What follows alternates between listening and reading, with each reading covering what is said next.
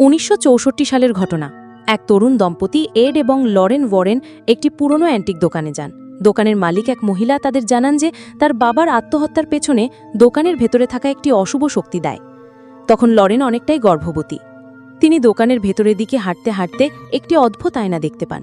এই আয়নায় 3টি মুখ খোদাই করা আছে এবং সবাই বিশ্বাস করে এই আয়নাটি অশুভ শক্তির মূল উৎস।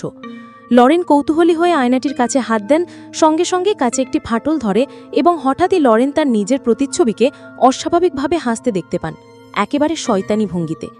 এরপর লরেনের সামনে ভয়ঙ্কর কিছু দৃশ্য ভেসে ওঠে যা তাকে আতঙ্কিত করে তোলে।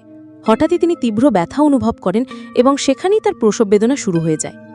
এই ঘটনাটি ছিল দ্য কনজারিং লাস্ট রাইট সিনেমার কাহিনীর একেবারে শুরু, যা দেখায় কিভাবেই অশুভ শক্তি ওয়ারেন দম্পতির জীবনে প্রবেশ করতে শুরু করে। এড দ্রুত লরেনকে হাসপাতালে নিয়ে যায়। সেখানে ডাক্তাররা প্রাণপণ চেষ্টা করতে থাকে লরেনের বাচ্চাকে জন্ম দিতে, কিন্তু প্রসবের সময় লরেন ভয়ঙ্কর কিছু দৃশ্য দেখতে থাকে। সে দেখে সেই আয়নায় অশুভ আত্মা বা মিরর এন্টিটি চারপাশে ঘুরে বেড়াচ্ছে এবং তার শিশুর দিকে এগিয়ে আসছে। লরেন আতঙ্কে কাঁপতে থাকে, কিন্তু কিছুই করতে পারে না।